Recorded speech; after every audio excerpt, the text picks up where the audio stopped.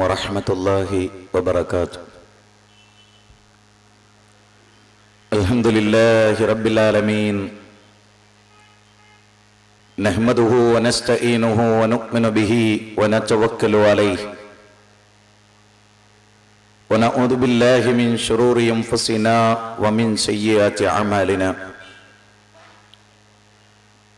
من يهده الله فلا مضل له ومن يضلل فلا هادي له. أشهد أن لا إله إلا الله وحده لا شريك له، وأشهد أن محمدا عبده ورسوله، أرسله بالهدى ودين الحق ليظهره على الدين كله ولو كره المشركون. اللهم صل على محمد وعلى آل محمد كما صليت على إبراهيم وعلى آل إبراهيم إنك حميد مجيد. اللهم بارك على محمد وعلى آل محمد كما باركت على إبراهيم وعلى آل إبراهيم إنك حميد مجيد. أما بعد، فإن خير الحديث كتاب الله، وخير السنن سنن محمد صلى الله عليه وسلم،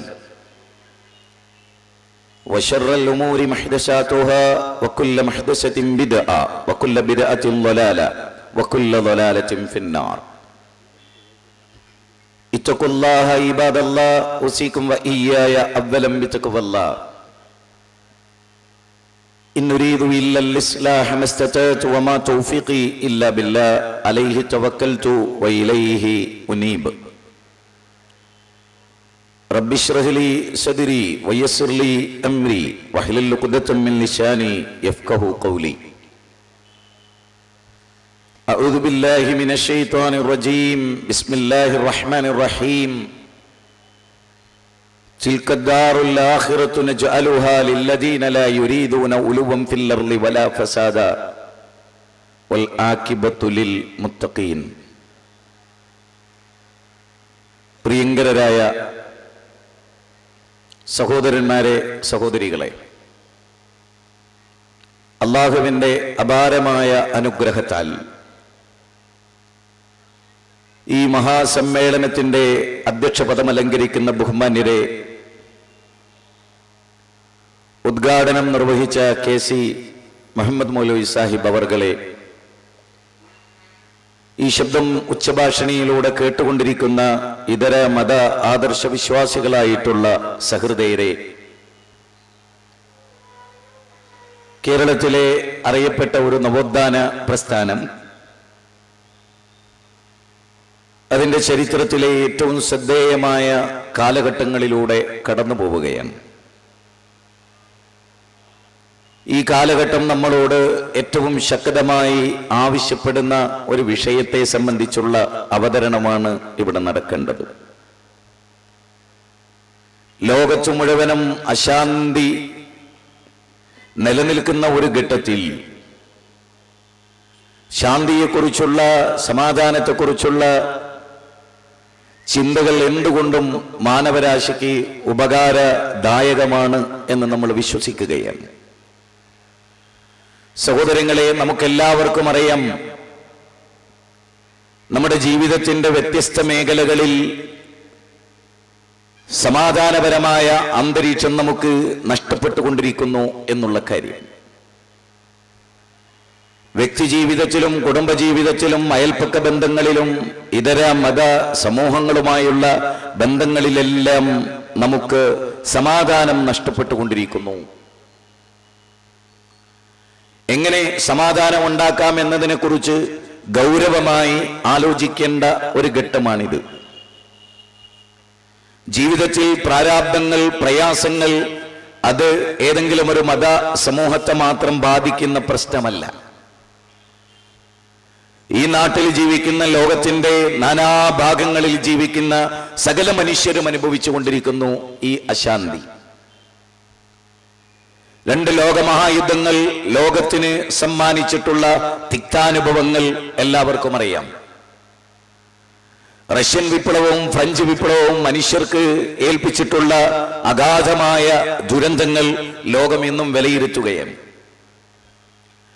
രണ്ടാം ലോക മഹായുദ്ധ കാലഘട്ടത്തിൽ അമേരിക്കൻ പ്രസിഡന്റ് ട്രൂമാന്റെ നേതൃത്വത്തിൽ ജൂതനായ പ്രഗത്ഭനായ ശാസ്ത്രകാരൻ ആൽബർട്ട് ഐൻസ്റ്റീന്റെ കണ്ടുപിടുത്തങ്ങളുടെ അനന്തരഫലമായി ഹിരോഷിമയിലും നാഗസാക്കിയിലും 1945 ഓഗസ്റ്റ് 6, 9 തീയതികളിൽ ബോംബിടുകയുണ്ടായി. ഇന്നും അതിന്റെ ദുരന്തങ്ങൾ അനുഭവിക്കുന്ന ലക്ഷോപലക്ഷം 3,70,000-ത്തിലധികം ആളുകൾ. അതായിരുന്നു 1996 പിന്നീട് ഇങ്ങോട്ട് പരിശോധിച്ചാൽ വർദ്ധിതമായ തോതിൽ ആറ്റം ബോംബിട്ട പ്രദേശങ്ങളിൽ, ന്യൂക്ലിയർ ബോംബുകൾ നിക്ഷേപിച്ച പ്രദേശങ്ങളിൽ അഗാധ ഗർത്തങ്ങൾ സൃഷ്ടിക്കപ്പെട്ടു എന്നതാണ് അക്കാലഘട്ടത്തിലുണ്ടായ പഠനങ്ങൾ. കൈകാലുകളിൽ ഛേദിക്കപ്പെട്ട മനുഷ്യർ, കണ്ണ് കാണാത്തവരായി ജനിച്ച മനുഷ്യർ, കാത് കേൾക്കാത്തവരായി ജനിച്ചവർ, വികലാംഗരായി ജനിച്ചുപോയ മനുഷ്യർ, ഒരു തെറ്റും അവരാരും ചെയ്തിട്ടില്ല. അവരാരും ലോകത്തോട് ഒരു പരാക്രമവും കാണിച്ചിട്ടില്ല. ബുദ്ധഭിക്ഷുക്കളായിരുന്നു അവർ. അമേരിക്ക എന്തിനു വേണ്ടിയാണ് അവിടെ ആറ്റം ബോംബ് വർഷിച്ചത്? അത് ട്രയൽ നടത്തുകയായിരുന്നു. പാവപ്പെട്ട ആളുകളുടെ മേലിട്ട് കൊന്നൊടുക്കി ജീവഹാനി വരുത്തിയിട്ട് 2 ലോകമഹായുദ്ധങ്ങളിലെ രണ്ടാം ലോകമഹായുദ്ധം രക്തപങ്കിലമാക്കുകയായിരുന്നു അമേരിക്ക. ഇന്നും അമേരിക്ക കാര്യത്തിൽ മുമ്പിലായിരുന്നു. ഇറാഖും ഫലസ്തീനും ചെച്ചനിയും കോസോവോയും ലബനാനും ഗാസയും എല്ലാം അമേരിക്കയുടെ പരാക്രമങ്ങൾക്ക് വിധേയമായ പ്രദേശങ്ങളാണ്. ഇന്ത്യയിലേക്ക് നമ്മൾ കടന്നു വരുമ്പോ ബാബരി മസ്ജിദിന്റെ ധ്വംസനങ്ങൾ,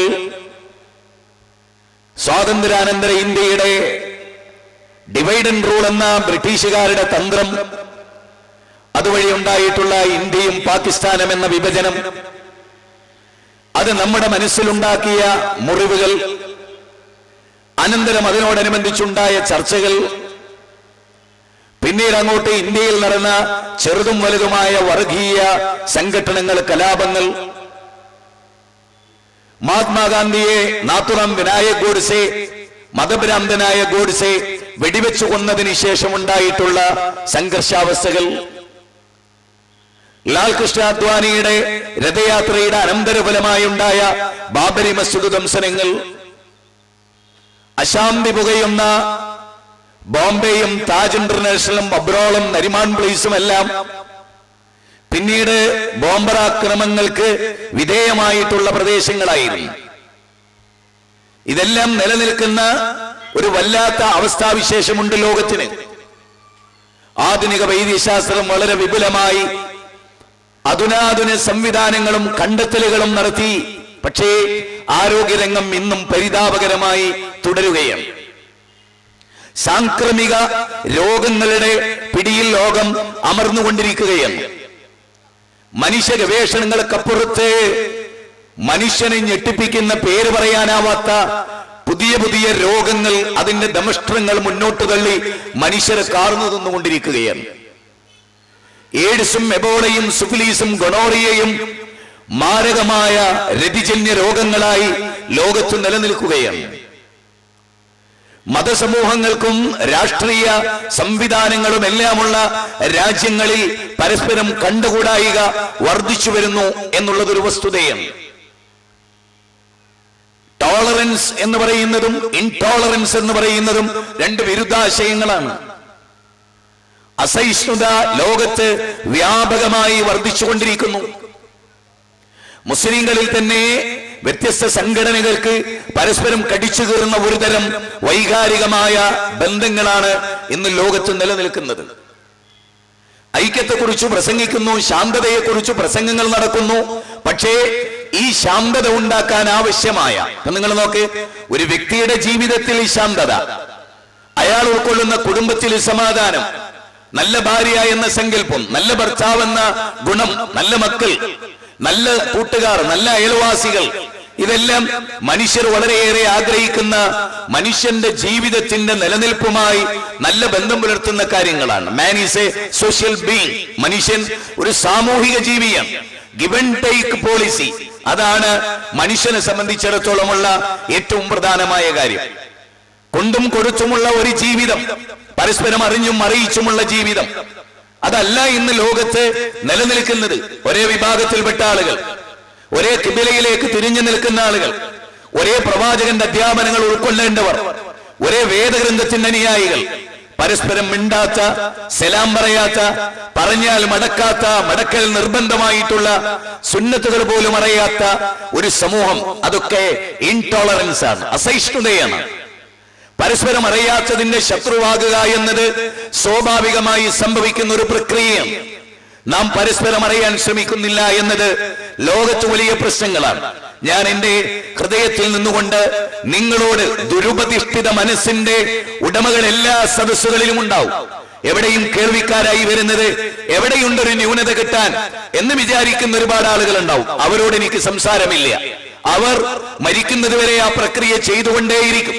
ന്യൂനത തേടി ക്ഷീരമുള്ള ഒരകടിയും ചുവട്ടിലും ചോര തന്നെ കൊതുകിന്റെ കൗതുകം എന്ന് പറഞ്ഞിട്ടുള്ള ആളുകളോട് നമുക്ക് സംസാരമില്ല. എന്നാൽ നല്ലത് മനസ്സിലാക്കുകയും നല്ലത് ഉൾക്കൊള്ളുകയും നല്ലതിനു വേണ്ടി ജീവിക്കാൻ സന്നദ്ധത പുലർത്തുകയും ചെയ്യുന്ന നല്ലൊരു ശതമാനം ആളുകൾ ഏത് നാട്ടിലും ഉണ്ടാവും.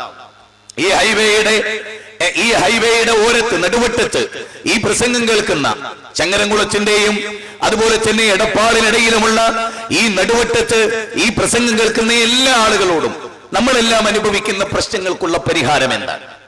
കുടുംബജീവിതത്തിൽ ഭാര്യ എന്നെ വഞ്ചിക്കുമെന്ന് തോന്നുക, അങ്ങനെ ഭർത്താവിന് ഓഫീസിൽ ഇരിക്കാൻ പറ്റാത്ത അവസ്ഥ, അവള് മറുകണ്ഠം ചാടുമെന്ന അയാൾക്കുറപ്പ്, അങ്ങനെയുള്ള അശാന്തി പുകയുന്ന ഒരു സാഹചര്യം, തന്റെ ഭർത്താവ് തന്നെ വഞ്ചിക്കുമെന്ന തോന്നൽ, തന്റെ നേതാക്കന്മാർ തങ്ങളെ വഞ്ചിക്കുമെന്ന തോന്നൽ, അനുയായികൾ നിങ്ങൾക്കെതിരാണെന്ന തോന്നൽ, ഇങ്ങനെ ഏത് ജീവിതത്തെ എടുത്തു നോക്കിയാലും അശാന്തി പുകയുന്ന ഒരവസ്ഥ ലോകത്ത് മനുഷ്യർക്ക് നിലനിൽക്കുകയാണ്.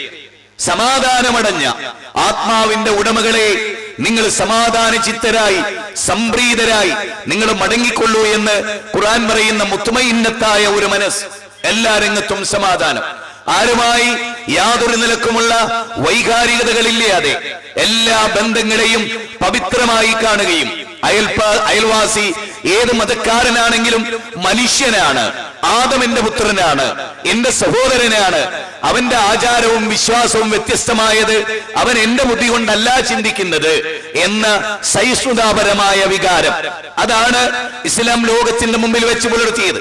ഞാൻ നിങ്ങളുടെ മുമ്പിൽ തെളിവുകൾ നിരത്തിക്കൊണ്ട് ഓരോ കാര്യങ്ങളും സംസാരിക്കുകയാണ്. നിങ്ങൾ എന്റെ പിന്നാലെ, ഈ വാചകങ്ങളുടെ പിന്നാലെ നമ്മൾ ഇന്ന് തിരിച്ചു പോകുമ്പോ, നമ്മുടെ വീടുകളിൽ ചെന്ന് ഭക്ഷണം കഴിച്ച് നാം ഓരോരുത്തരും നമ്മുടെ ബെഡിലേക്ക് നമ്മുടെ ശരീരത്തെ വെക്കുമ്പോ ആലോചിക്കണം, ആ പറഞ്ഞതിൽ ചിലതൊക്കെ വലിയ കാര്യങ്ങളായിരുന്നില്ലേ, വലിയ മനസ്സിൽ കൊടുക്കേണ്ട കാര്യങ്ങളായിരുന്നില്ലേ, ചിന്തിക്കേണ്ടതല്ലേ, ആ പറഞ്ഞതിൽ ഗൗരവമായ കാര്യങ്ങളില്ലേ? നിങ്ങൾക്കറിയാം, ഇസ്ലാം ലോകത്ത് കടന്നു വന്ന കാലഘട്ടം, ആദിമ പിതാവായ ആദം അലൈഹിസ്സലാം മുതൽ പ്രവാചക ശൃംഖലയിലെ അവസാനത്തെ കണ്ണിയായ മുഹമ്മദ് നബി സല്ലല്ലാഹു അലൈഹി വസല്ലമ വരെയുള്ള പ്രവാചകന്മാർ, അവർ ലോകത്ത് പരിചയപ്പെടുത്തിയ മതം അതാണ് സമാധാനത്തിന്റെ മതം. ഇസ്ലാം എന്ന പദത്തിന്റെ സാക്ഷാലർത്ഥം സമർപ്പണം എന്നാണ്, അള്ളാഹുവിലുള്ള സമർപ്പണം. അതുവഴി അവന് ലഭിക്കുന്ന സമാധാനമെന്നും ആ പദത്തിന് അർത്ഥമുണ്ട്. നിങ്ങൾ ആലോചിച്ചു നോക്ക്, ഒരു മുസ്ലിമിനെ സംബന്ധിച്ചിടത്തോളം അയാൾ ആരാണ്? ഇവിടുത്തെ ഹൈന്ദവരുമായ അദ്ദേഹത്തിന്റെ ബന്ധം എന്താവണം? ക്രൈസ്തവരുമായ അദ്ദേഹത്തിന്റെ ബന്ധം എന്താകണം? മനുഷ്യരെങ്ങനെയാണ്? ബൗദ്ധൈവ വിശ്വാസികളോടുള്ള പെരുമാറ്റം എന്തായിരിക്കണം? വിഗ്രഹത്തെ ആരാധിക്കുന്നവരോടുള്ള മുസ്ലിംകളുടെ സമീപനം എന്തായിരിക്കണം? മതമൈത്രി എന്ന് പറഞ്ഞാൽ അന്യന്റെ മതം കടമെടുക്കലാണ് എന്ന് ആരെങ്കിലും തെറ്റിദ്ധരിച്ചിട്ടുണ്ടെങ്കിൽ ആ വിഷയം എന്താണ്? യഥാർത്ഥത്തിൽ മതമൈത്രിയാണോ ആവശ്യം? മനുഷ്യമൈത്രിയാണോ ആവശ്യം? രണ്ടാമത് പറഞ്ഞതാണ് ലോകത്ത് ആവശ്യം. മതസൗഹാർദ്ദം, മതമൈത്രി എന്നത് ഉണ്ടാകാൻ പാടില്ലാത്ത ഒരു വികാരമാണ്. അത് ഞാൻ നിങ്ങൾക്ക് വിശദീകരിച്ചു തരും. മതസൗഹാർദ്ദം എന്ന മലയാള പദം പ്രയോഗിച്ച് ശീലിച്ച ഒരു തിന്മയാണ് എന്ന അഭിപ്രായക്കാരനാണ് വ്യക്തിപരമായി ഞാൻ. മതസൗഹാർദ്ദം ഉണ്ടാകാൻ പാടില്ല, മനുഷ്യ സൗഹാർദ്ദം ഉണ്ടാവണം. മതങ്ങൾ തമ്മിൽ എങ്ങനെ സൗഹാർദ്ദം ഉണ്ടാവുക? ലളിതമായ ഒരു ഉദാഹരണത്തിലൂടെ ഞാൻ നിങ്ങൾക്ക് ഈ കാര്യം വിശദീകരിച്ചു തരാം. മതങ്ങൾ തമ്മിൽ സൗഹാർദ്ദം ഉണ്ടോ? ഇല്ല. മതങ്ങൾ തമ്മിൽ സൗഹാർദ്ദം ഇല്ല. മതവിശ്വാസികൾ തമ്മിൽ സൗഹാർദ്ദം, അത് രണ്ടും രണ്ടായി മനസ്സിലാക്കണം. ഞാൻ ലളിതമായ ഒരു ഉദാഹരണം പറയാം. ഞാൻ മദ്യപിക്കുന്നില്ല, എന്നാൽ മദ്യപിക്കുന്ന എന്റെ സുഹൃത്തുമായി ഞാൻ സൗഹാർദ്ദം ഉണ്ടാക്കൽ എങ്ങനെ? ഓൻ തന്ന അരപ്പക്ക് കുടിച്ചുകൊണ്ട് ഓനോട് ഐക്യദാർഢ്യം പ്രഖ്യാപിച്ചിട്ടാ? അതാണ് നമ്മൾ പറയുന്ന മതസൗഹാർദ്ദം അല്ലേ? അതായത് ഇന്നത്തെ ദേശാഭിമാനിയിൽ എന്റെ നാട്ടിലെ ഒരു ക്ഷേത്രത്തിൽ, ഞാനിത് ഇന്ന് അറിയും, എന്റെ നാടിനടുത്തുള്ള ഒരു ക്ഷേത്രത്തിൽ ഒരു അബു എന്ന് പറഞ്ഞിട്ടുള്ള ഒരു മനുഷ്യൻ, അബൂബക്കർ എന്ന് പൂർണ്ണ പേര്, അയാളാണ് അത്ര അവിടെ നിലവിളക്ക് കൊളുത്തുന്നത്. ഇത് അദ്ദേഹം പറയാണ്, ഞാൻ ലോകത്തുള്ള മുസ്ലിമീങ്ങളോടൊക്കെ ഈ സൗഹാർദ്ദം നിലനിർത്താൻ ആഹ്വാനം ചെയ്യുന്നു എന്നാണ്. യഥാർത്ഥത്തിൽ ഇത് മതസൗഹാർദ്ദമല്ല, തോന്നിയാസ് എന്നാണ് ഇതിന്റെ പേര്. പച്ച മലയാളത്തിൽ പറഞ്ഞാൽ തോന്നിയാസ്. അതെന്താ? ഇസ്ലാം വിഗ്രഹാരാധനയെ എതിർത്തു. അപ്പൊ നിങ്ങൾ എന്നെ ആലോചിച്ച് നോക്കൂ, കള്ളുകുടി വിലക്കി ഇസ്ലാം, എന്നിട്ട് കള്ളും ചുമന്നൊരുത്തൻ ഇങ്ങനെ പോവുക, ആ പണി അവനെ ഏൽപ്പിക്കുവോ? ഇല്ല. ഇസ്ലാം ഏതൊന്ന് വിലക്കിയോ അതുമായി അവൻ ഒരു ബന്ധവുമില്ല. അതാണ് ഇസ്ലാം. ആ ബന്ധമില്ല എന്നുള്ളത് കൊണ്ട് ഹിന്ദുവിനോട് ഒരു വെറുപ്പുണ്ടാവോ? ഇല്ല. ഞാൻ ലളിതമായി പറഞ്ഞല്ലോ, മദ്യപിക്കുന്ന ഒരുത്തനുമായി എന്റെ സൗഹാർദ്ദം എന്താ? മദ്യഷാപ്പിൽ നിന്ന് എന്റെ കൂട്ടുകാരനെ രക്ഷപ്പെടുത്തണം. അതിന് ഞാൻ അവിടെ പോയി ഒരു ഗ്ലാസ് മദ്യപിക്കുക എന്നുള്ളതല്ല, മദ്യപിക്കാതെ ആ മദ്യത്തിന്റെ ചിന്മയെ അവനെ പഠിപ്പിച്ചു കൊടുത്തുകൊണ്ട് അവൻ എന്റെ സഹോദരനാണ്, മനുഷ്യനാണ്, ഹിന്ദു ആയാലും മുസ്ലിം ആയാലും ഞാൻ അവരുമായി മനുഷ്യത്വപരമായി പെരുമാറേണ്ടതുണ്ട്. എന്നാൽ അവന്റെ തിന്മയിൽ ഞാൻ അവനോട് യോജിച്ചാൽ നല്ലൊരു കള്ളുകുടി സൗഹാർദ്ദം ഇന്ന് ലോകത്ത് തല വർക്ക് ചെയ്യുന്ന പോലെ ആരും പറയില്ല. ഇല്ല, വിഗ്രഹാരാധന മതത്തിൽ തെറ്റാണ്. അതൊരു മുസ്ലിം അവിടെ ചെന്ന് ചെയ്ത അതിന് സൗഹാർദ്ദം എന്നല്ല പറയാ, അതിന് തോന്നിയാസ് എന്നാ പറയാ അല്ലേ?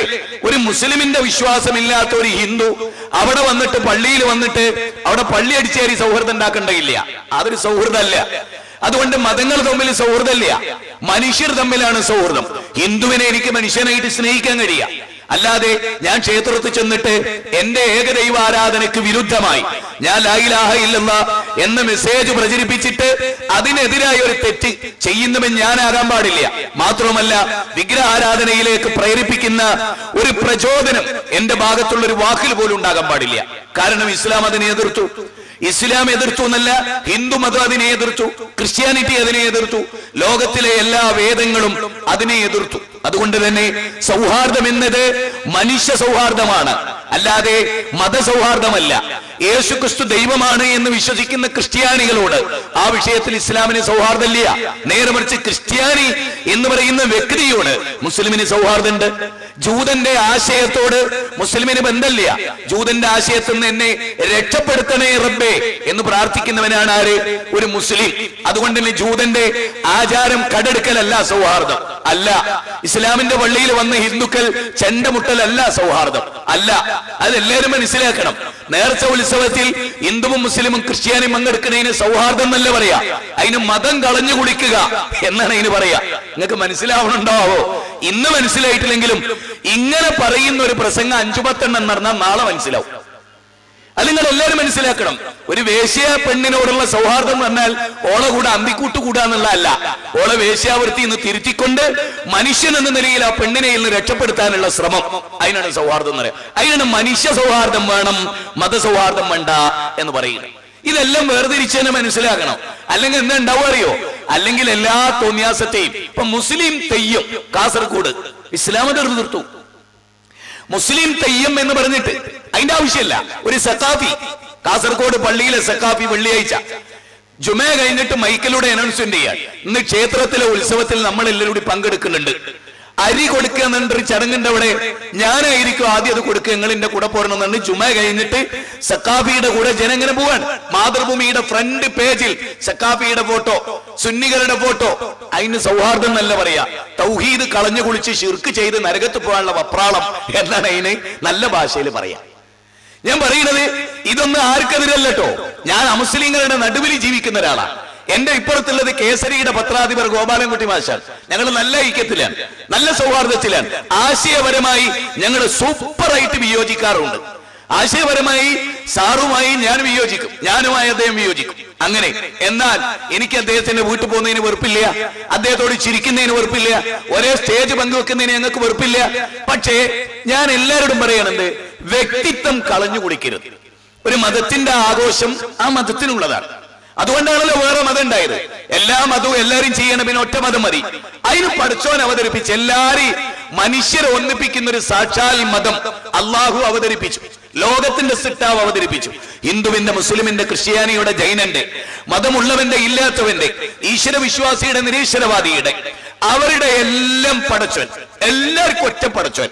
ഈ തെങ്ങും ഈ കവുങ്ങും ഈ മരവും ഈ എല്ലാ വൃക്ഷങ്ങളെയും സംവിധാനിച്ച സാക്ഷാൽ പടച്ചതമ്പുരാൻ. നമുക്ക് ചില കാര്യങ്ങൾ ചർച്ച ചെയ്യാം, ചില കാര്യങ്ങൾ ഗൗരവമായി പറയാം, ചില തെറ്റുകൾ ഗൗരവമായി ചൂണ്ടിക്കാണിക്കാം, ചില നന്മകളെ പ്രോജ്വലിപ്പിച്ച് കാണിക്കാം. നമുക്ക് ഒന്നായി ചില വിഷയങ്ങൾ പഠിക്കാം. നിങ്ങൾ നോക്ക്, സൂര്യൻ അത് ആരുടേതാ? സൂര്യൻ അത് ആരുടേതാ? ഹിന്ദുവിൻ്റെതാണോ? മുസ്ലിമിൻ്റെതാണോ? ക്രിസ്ത്യാനിയുടേതാണോ? ജൈനന്റേതാണോ? ബൗദ്ധന്റേതാണോ? അല്ല. ചന്ദ്രൻ അതിന്റെ നിലാവലകൾ പൊഴിക്കുന്നു ലോകത്ത്. ചന്ദ്രൻ ആരുടേതാ? മനുഷ്യകുലത്തിൻ്റെതാണ് അല്ലേ? സാഗരം, സൗദി അറേബ്യ, നമുക്കറിയാം. അറബിക്കടൽ ആരുടേതാണ്? മനുഷ്യരുടേതാണ്. ഇവിടെയുള്ള വായു അത് ആർക്കുള്ളതാണ്? മനുഷ്യർക്കുള്ളതാണ്. ഈ പ്രപഞ്ചത്തിലെ എല്ലാം ആർക്കുള്ളതാണ്? മനുഷ്യർക്കുള്ളതാണ്. അല്ലാതെ ഹിന്ദു, മുസ്ലിം, ക്രിസ്ത്യൻ അങ്ങനെയുണ്ടോ? കാർമേഘക്കീറുകളിൽ നിന്ന് ഹിന്ദുവിന് മാത്രം മഴ ചൊരിഞ്ഞു കൊടുക്കുന്ന ഒരു പടച്ചോൻ, സൂര്യനെ ഉദിപ്പിക്കുന്ന ഒരു മുസ്ലിം പടച്ചോൻ അങ്ങനെയുണ്ടോ? സൂര്യനെ ഉദിപ്പിക്കുന്നത് അല്ലാഹുവാണ്, ചന്ദ്രനെ ഉദിപ്പിക്കുന്നത് അല്ലാഹുവാണ്. അത് മുഹമ്മദ് നബി സല്ലല്ലാഹു അലൈഹി വസല്ലമയല്ല, അല്ല ഈസാ നബി അല്ല, അല്ല. ആരും അങ്ങനെ പറയില്ല. അങ്ങനെ ആരെങ്കിലും വാദിക്കുന്നുണ്ടെങ്കിൽ അവനോട് നമ്മൾ ചോദിക്കുന്ന ചോദ്യം എന്താണ്?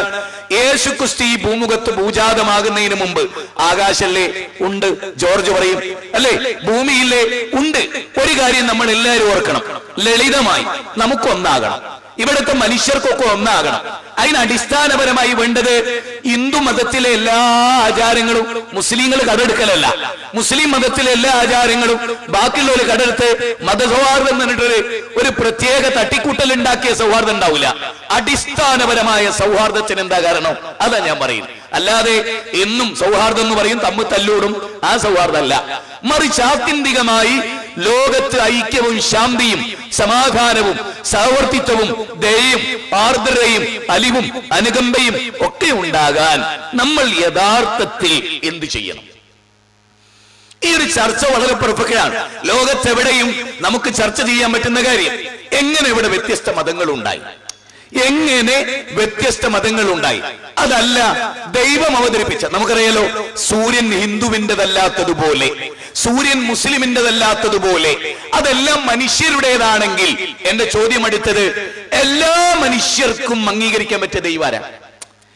എല്ലാ മനുഷ്യർക്കും സ്വീകരിക്കാൻ പറ്റിയ മനുഷ്യരുടെ മതം എവിടെ? മനുഷ്യരുടെ മതം, മനുഷ്യർക്കാകമാനമുള്ള വേദഗ്രന്ഥം, മനുഷ്യർക്കാകമാനമുള്ള ദൈവം, ഇങ്ങനെ ഒരു അവസ്ഥാവിശേഷം ഇവിടെ അവതരിപ്പിക്കപ്പെടുകയാണ്. ഇത് എല്ലാവരും ശ്രദ്ധിച്ച് കേട്ട് പഠിച്ച് മനസ്സിലാക്കി യാഥാർത്ഥ്യമെന്ന് തോന്നിയാൽ അര മിനിറ്റ് പോലും താമസിക്കാതെ അതിനനുസരിച്ച് ജീവിക്കാനുള്ള ഒരു സന്നദ്ധത എല്ലാവർക്കും ഉണ്ടാവണം. ബൈബിളിലെ പുതിയ നിയമത്തിൽ നിങ്ങൾക്ക് കാണാം, മാർക്കോസിന്റെ 12-ാം അധ്യായത്തിലെ 32-ാമത്തെ വചനം മുതൽ ആരംഭിക്കുന്നത് ഇങ്ങനെ: മുട്ടുവിൻ, തുറക്കപ്പെടും; അന്വേഷിപ്പീൻ, കണ്ടെത്തും; ചോദിപ്പീൻ, നൽകപ്പെടും. അപ്പൊ അന്വേഷണ ത്വര മനുഷ്യന്റെ പ്രത്യേകതയാണ്. കാര്യങ്ങളെ അന്വേഷിക്കുക എന്നത്. അന്വേഷിപ്പീൻ, കണ്ടെത്തുമെന്നാൽ എന്താ കണ്ടെത്തേണ്ടത്? യാഥാർത്ഥ്യം. ഇതിലേതാ ശരി?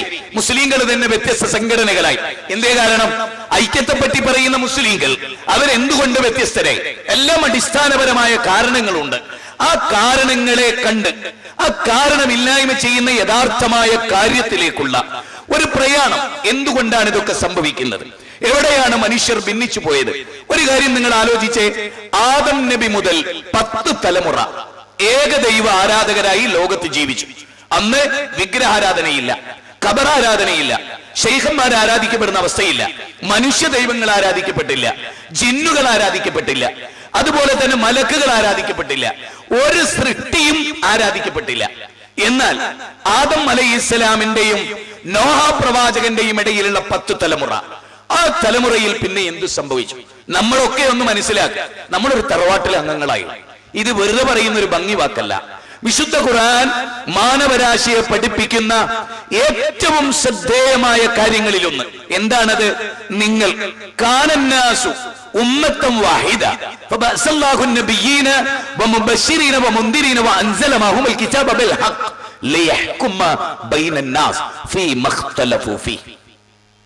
വിശുദ്ധ ഖുർആനിലെ 2-ാം അധ്യായം 213-ാമത്തെ വചനം, ഒടുവിലത്തെ ഗ്രന്ഥമായ വിശുദ്ധ ഖുർആൻ മാനവരാശിയെ പഠിപ്പിക്കുന്നത് എന്താണ്?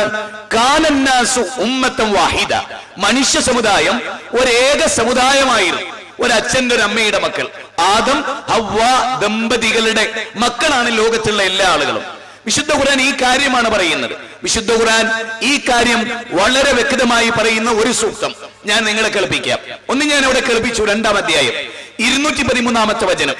എന്നിട്ടവർ ഭിന്നിച്ചു, അനന്തരം അവർ ഭിന്നിച്ചു. ആര്? മനുഷ്യന്റെ ആദിമ തലമുറ അവർ ഒന്നായിരുന്നു. ഒരേ ദൈവത്തെ. അന്ന് സൂര്യനെ അവർ ആരാധിച്ചില്ല, ചന്ദ്രനെ അവർ ആരാധിച്ചില്ല, നക്ഷത്രങ്ങളെ അവർ ആരാധിച്ചില്ല, ഒരു സൃഷ്ടിയെയും അവർ ആരാധിച്ചില്ല, കടലിനെ അവർ ആരാധിച്ചില്ല. എല്ലാം അല്ലാഹുവിന്റെ സൃഷ്ടിയായി അവർ കണ്ടു, എല്ലാം അല്ലാഹുവിന്റെ സൃഷ്ടിയായി അവർ മനസ്സിലാക്കി. അങ്ങനെ സൃഷ്ടികൾ ആരാധിക്കപ്പെടാതിരിക്കുകയും സൃഷ്ടാവിനെ മാത്രം ആരാധിക്കുകയും ചെയ്യുന്ന ഒരു വലിയ തലമുറ, 10 തലമുറ ആദം നോഹ പ്രവാചകന്റെ ഇടയിൽ കഴിഞ്ഞുപോയി. പിന്നീട് എന്തുണ്ടായി? പിന്നീടുണ്ടായതാണ് ഇന്ന് നമ്മൾ കാണുന്ന ഈ മതവൈജാത്യങ്ങളും ആരാധനകളിലെ വ്യത്യാസങ്ങളും അതുപോലെ പലതിനെയും ആരാധിക്കുന്ന അവസ്ഥാവിശേഷങ്ങളും അതുവഴി നമുക്കിടയിൽ ഉണ്ടായ ബാബരി മസ്ജിദ് ധ്വംസനവും വിഗ്രഹ ധ്വംസനവും അതുവഴി ഉണ്ടായ വർഗീയ കലാപങ്ങളും എല്ലാ പ്രശ്നങ്ങളുടെയും അടിസ്ഥാനങ്ങളുടെ അടിസ്ഥാനം. ഞാൻ ആ വിഷയത്തിലേക്കാണ് നിങ്ങളുടെ ശ്രദ്ധ ക്ഷണിക്കുന്നത്. മൗലികമായ ഒരു വിഷയത്തിന്റെ അവതരണത്തെ സാഗൂതം കാതോർത്ത് കേട്ട് ചിന്തിക്കാം എന്ന് ഗൗരവമായി തോന്നുന്നുണ്ടെങ്കിൽ ശരിക്കും ആലോചിച്ച് ചിന്തിച്ച് കാര്യങ്ങൾ വിവച്ഛേദിച്ചു മനസ്സിലാക്കി നിങ്ങൾ ഈ വിഷയത്തെ നോക്കിക്കാണുകയും നന്മയുണ്ട് എന്ന് നിങ്ങൾക്ക് തോന്നുന്നുവെങ്കിൽ സഗൗരവമായി ആ നന്മയെ നിങ്ങൾ സ്വായത്തമാക്കുകയും ഒബ്സർവ് ചെയ്യുകയും അത് വിജ്ഞാനത്തിന് വേണ്ടി മാത്രമല്ല നന്മയ്ക്ക് വേണ്ടി സ്വന്തം ജീവിതത്തിലും സ്വകുടുംബത്തിലും സമൂഹത്തിലും പ്രചരിപ്പിക്കാൻ വേണ്ടി നിങ്ങൾ ആ കാര്യത്തെ ഫലപ്രദമായി വിലയിരുത്തണം. ഓം അസതോമാ സദ്ഗമയ തമസോമാ ജ്യോതിർഗമയ മൃത്യോമാ അമൃതംഗമയ.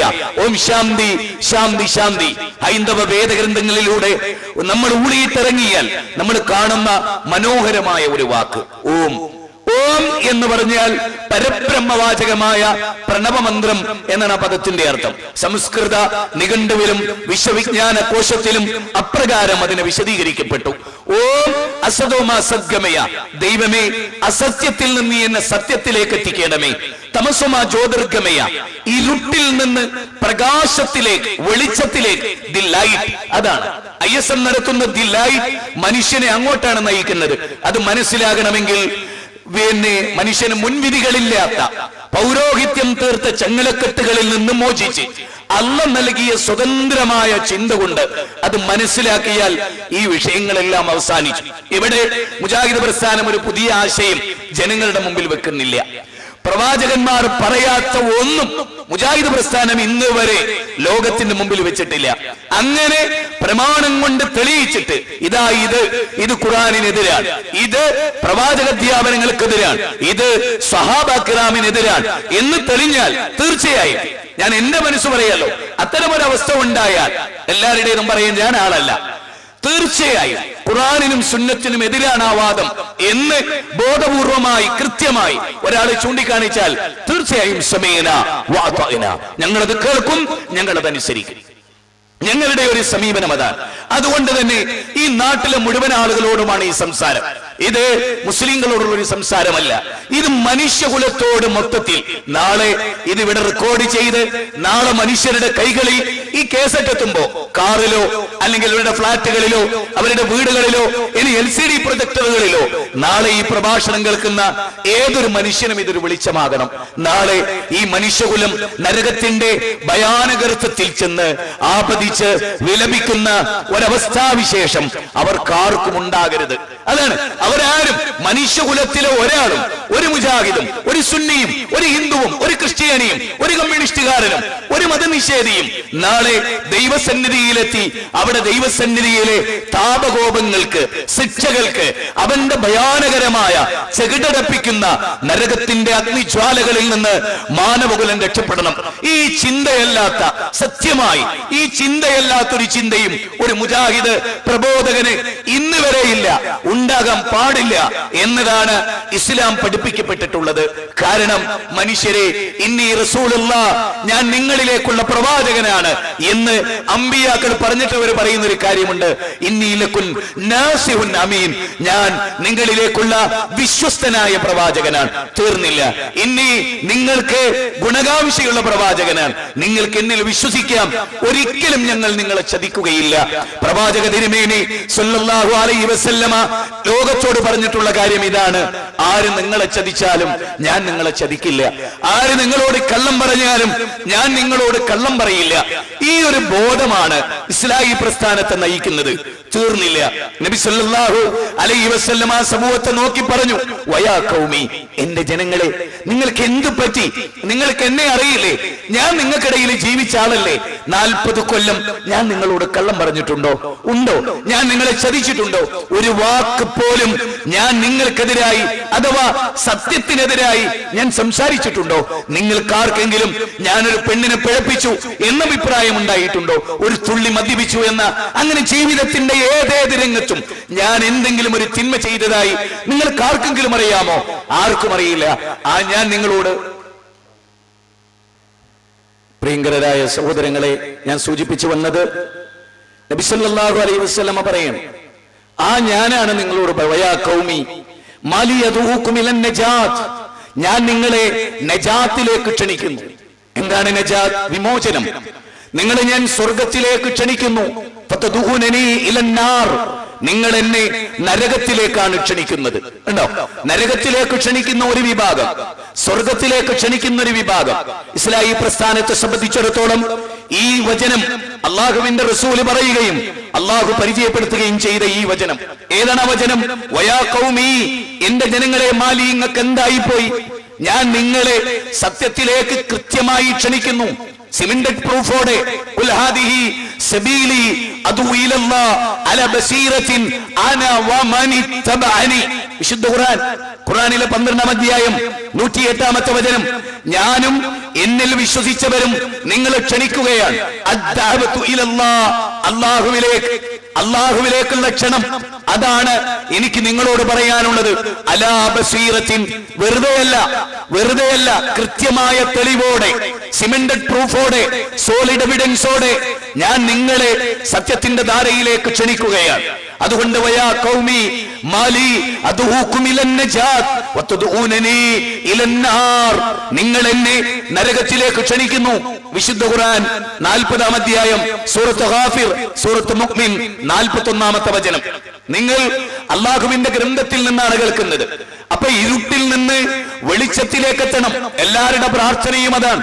ഹിന്ദു വേദഗ്രന്ഥത്തിന്റെ പ്രാർത്ഥന അതാണ്, ക്രൈസ്തവ വേദത്തിന്റെ പ്രാർത്ഥന അതാണ്. ലോകത്ത് ഒടുവിലത്തെ ഗ്രന്ഥമായ ഖുർആൻ, ആ ഖുർആൻ മനുഷ്യനെ പഠിപ്പിക്കുന്നതോ അതും അത് തന്നെ. വബശ്ശിർ ഇബാദ്, എന്റെ അടിമകളോട് സന്തോഷ വാർത്ത അറിയിക്കുന്ന നബിയെ. വാക്കുകൾ ശ്രദ്ധിച്ചു കേൾക്കാൻ, യസ്തമിഊനൽ ഖൗൽ, വാക്കുകൾ ശ്രദ്ധിച്ചു കേൾക്കാൻ, ഫയത്തബിയൂന അഹ്സനഹു, എന്നിട്ട് അതിലേറ്റവും നല്ലത് പിൻപറ്റാൻ പറ പ്രവാചക. നടുവട്ടത്ത് എന്റെ പ്രസംഗം കേൾക്കാൻ, അത് കേട്ടിട്ട് അതിലേറ്റവും നല്ലതേതോ അത് പിൻപറ്റാൻ. പ്രത്യേകിച്ച് ഖുർആനാണ് ഞങ്ങൾ നിങ്ങളുടെ മുമ്പിൽ വിശദീകരിക്കുന്നത്. പ്രവാചകന്റെ വചനങ്ങളാണ്, ചരിത്രമാണ്, വേദഗ്രന്ഥമാണ്, തെളിവുകളാണ്, പ്രമാണങ്ങളാണ്. അത് കേട്ടിട്ട് അതിലേറ്റവും നല്ലത് പിൻപറ്റാൻ അവരാണ് ബുദ്ധിയുള്ളവർ, അവരാകുന്നു ഹിദായത്ത് ലഭിച്ചവർ. അല്ലാഹു പറയാൻ, ഉലൈകഹും ഉലുൽ അൽബാബ്. ആരാ ബുദ്ധിയുള്ളവരെ?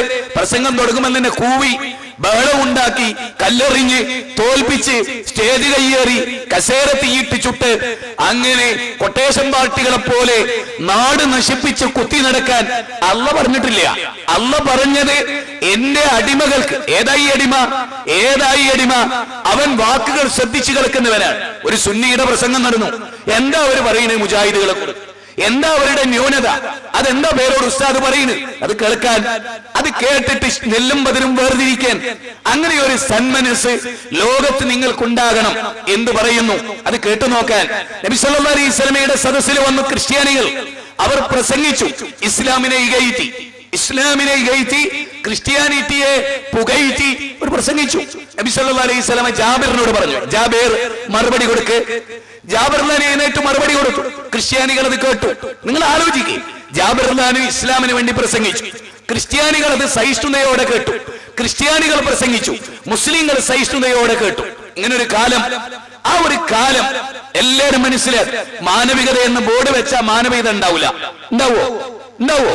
ഉണ്ടാവൂല. ഒരു പോത്തിന്റെ കഴുത്തിൽ മനുഷ്യൻ എന്ന് എഴുതിയൊരു ബോർഡ് തൂക്കിയ പോത്ത് മനുഷ്യനാവോ? ഇല്ല. അതുകൊണ്ട് മാനവികത എന്ന് എഴുതിയാൽ മാത്രം മാനവികത ആവൂല. മാനവികത എന്താന്ന് പഠിക്കണം. മാനവികത എന്താന്ന് ഉൾക്കൊള്ളണം. മാനവികത എന്ന് പറഞ്ഞാൽ ആപ്പിൾ എന്ന് അർത്ഥമില്ല, ഓറഞ്ച് എന്നർത്ഥമില്ല. അങ്ങനെ തെറ്റിദ്ധരിച്ചായിട്ടാണ് എനിക്കിപ്പോ മനസ്സിലാവുന്നത്.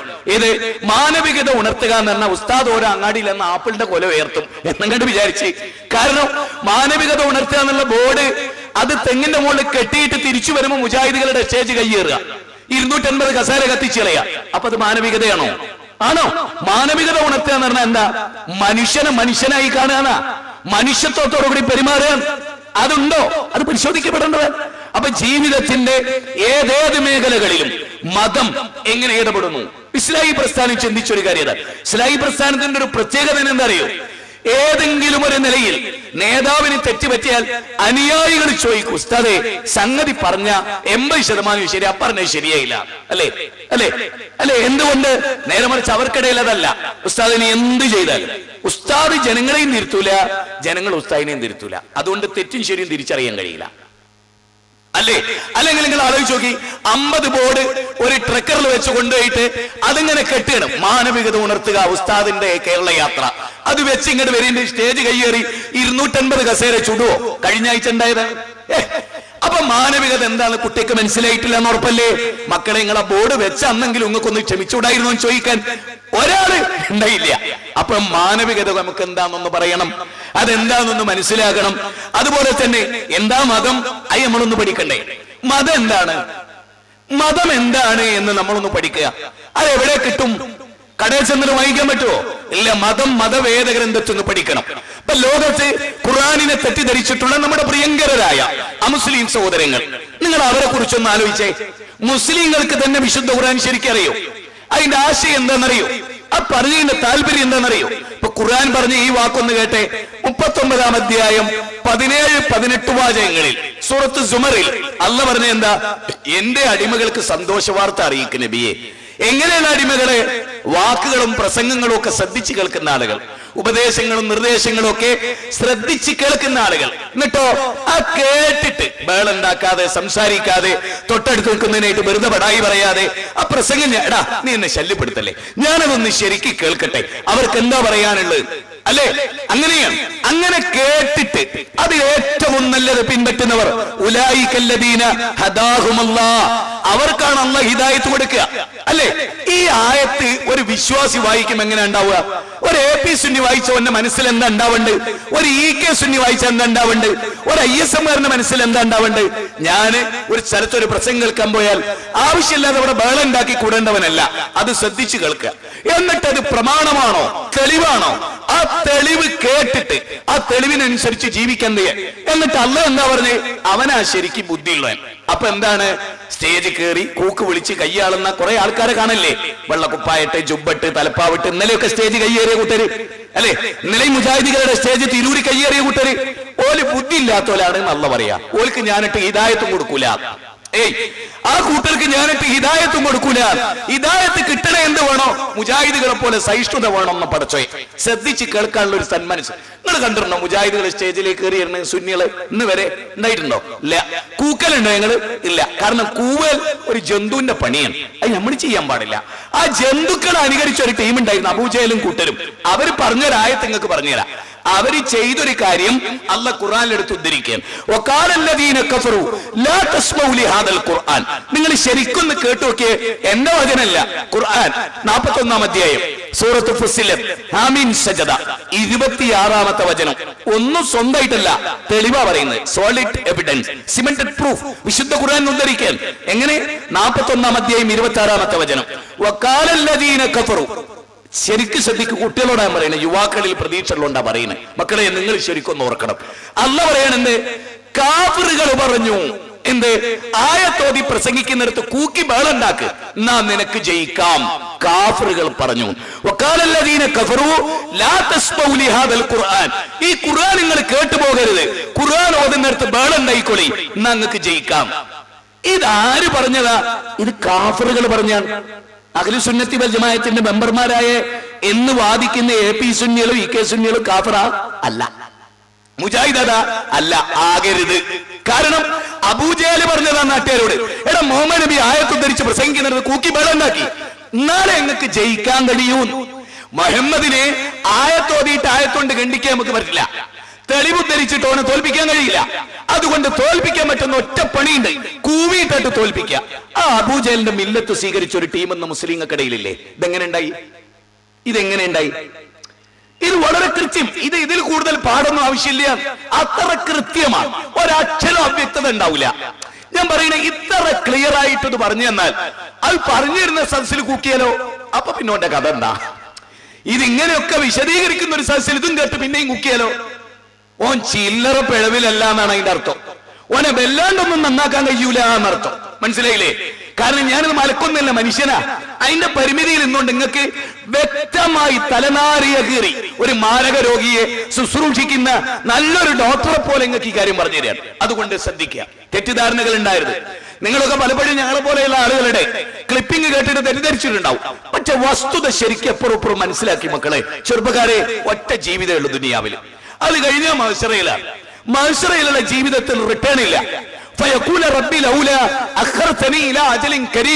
അങ്ങനെ ഒരു റിട്ടേൺ അല്ലാഹ് ഒന്ന് നീട്ടിത്തരണേ എന്ന് പറഞ്ഞാൽ അവിടെ നടക്കില്ല. സൂറത്ത് മുനാഫിഖൂൻ 63-ാം അധ്യായം 10-11 വചനങ്ങൾ ഇല്ല.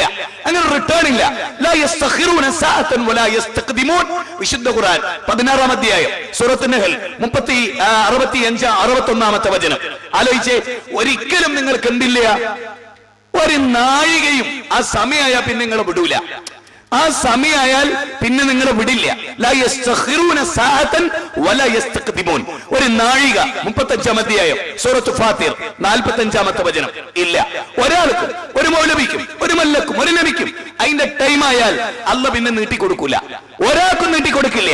അങ്ങനെ ഒരു ടൈം വരുന്നതിന് മുമ്പ് ജീവിതത്തെ ഒന്ന് തിരുത്തണ്ടേ? മദ്യപിച്ച്, വ്യഭിചരിച്ച്, പലിശ കൊടുത്ത്, അന്യായമായി സമ്പാദിച്ച്, ദുഷ്ടചെയ്തികൾ ചെയ്ത്, തീവ്രവാദത്തിന് കൂട്ടുനിന്ന്, അരാജകത്വങ്ങൾക്ക് കൂട്ടുനിന്ന്, അക്രമങ്ങൾക്ക് കൂട്ടുനിന്ന് ജീവിക്കുന്നതിനിടയിൽ പെട്ടെന്ന് വരുന്ന ഒരു ബൈക്ക് ആക്സിഡന്റ്, പെട്ടെന്ന് വരുന്ന ഒരു അറ്റാക്ക്, തല ചിതറി തെറിച്ചു പോകുന്ന, എന്റെ നാടിനടുത്ത് മെനയാന്നൊരു ആക്സിഡന്റ് ഉണ്ടായി. ഒരു പോലീസുകാരൻ ബസിന്റെ ടയറിനടിയിൽ കിടന്ന് തലച്ചോറ് ചതഞ്ഞതഞ്ഞ് എടുക്കാനും തൊടാനും ഇല്ലാത്ത വിധം, എന്നിട്ട് വാരിയെടുക്കുന്ന, റോട്ടിൽ നിന്ന് കൈക്കോട്ട് ഉപയോഗിച്ച് വാരിയെടുക്കുന്ന ഒരു അവസ്ഥാവിശേഷം ഉണ്ടായി.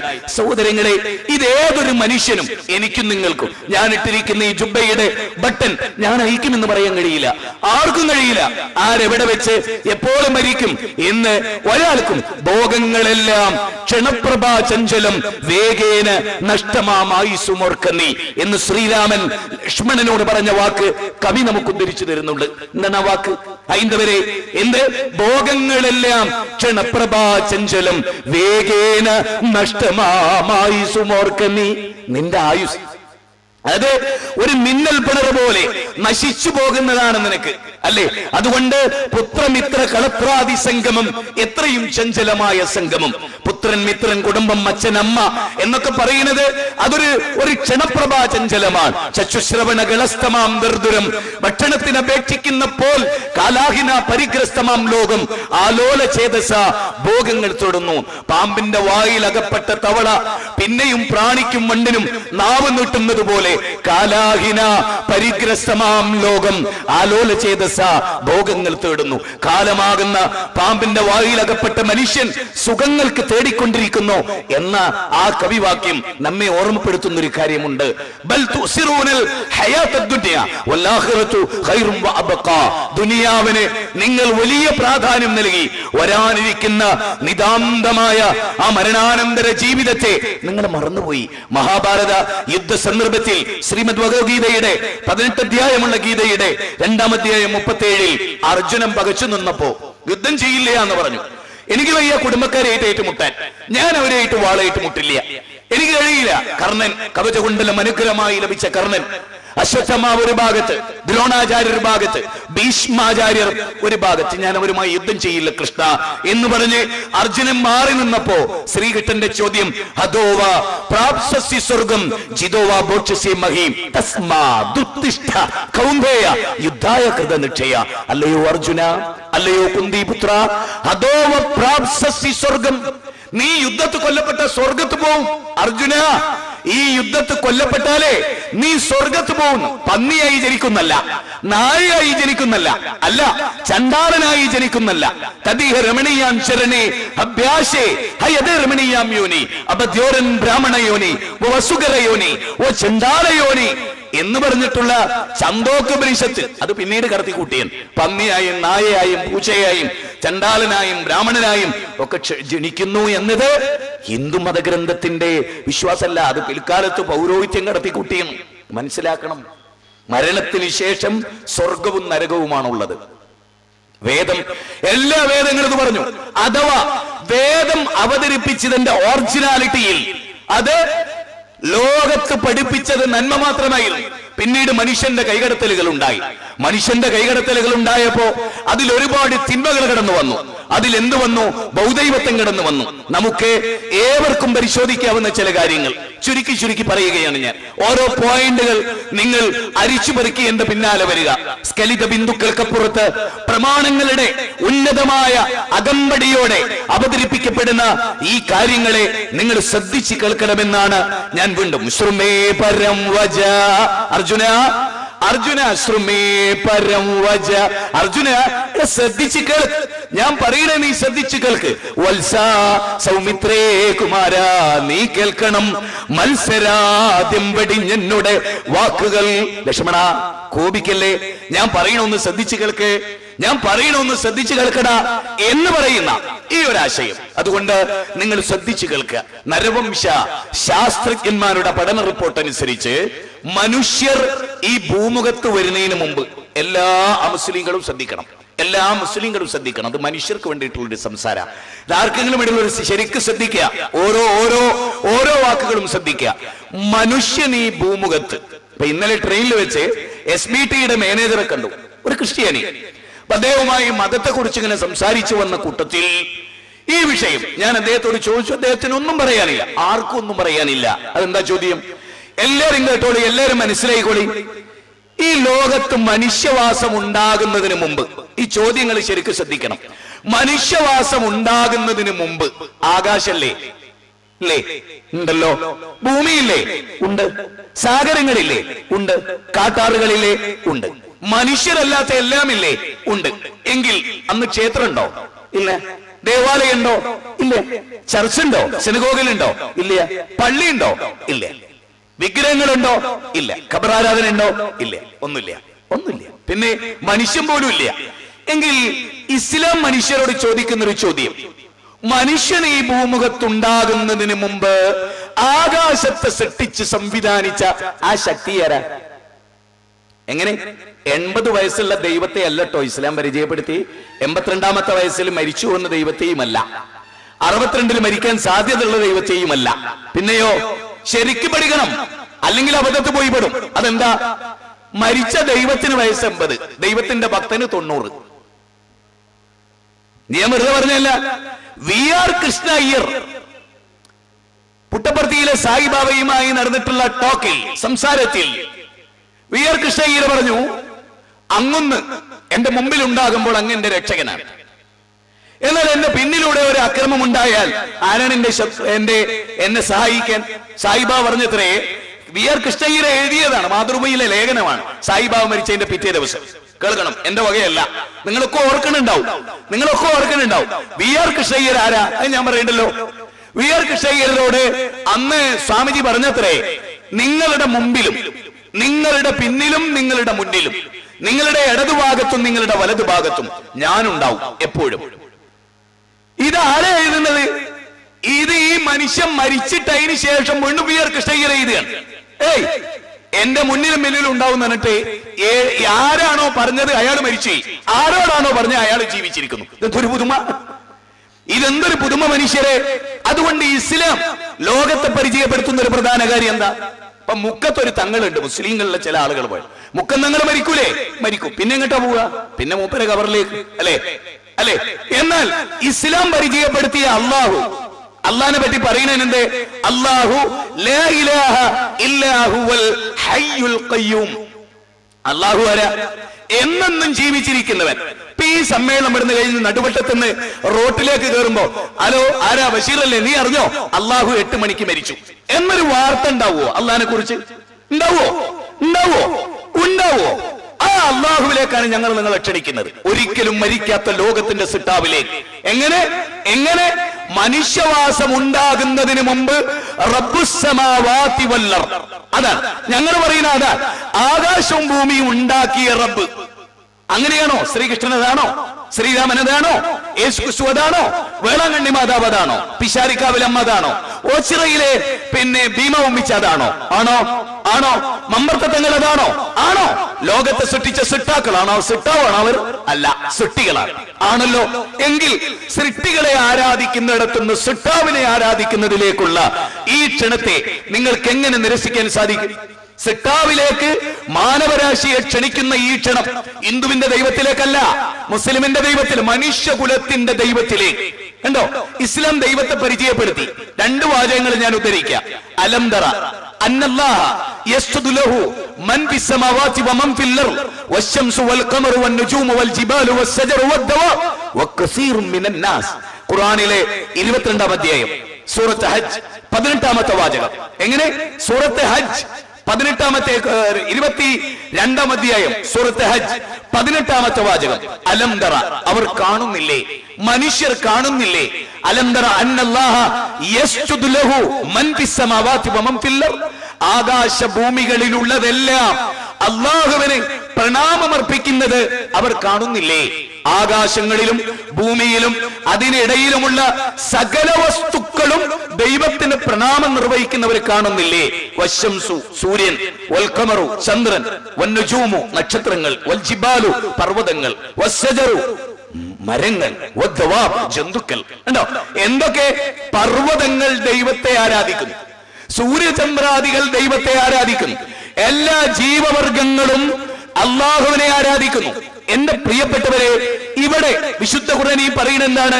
സൂര്യൻ, ചന്ദ്രൻ, നക്ഷത്രങ്ങൾ, ഗാലക്സികൾ, അതുപോലെ കോടാനുകോടി വൃക്ഷങ്ങൾ, അതെല്ലാം ആരെ ആരാധിക്കുന്നത്? ഒരു വൃക്ഷവും സൃഷ്ടികളെ ആരാധിക്കുന്നില്ല. പോയിന്റാണ്, ശരിക്കും മനസ്സിലായിക്കോ.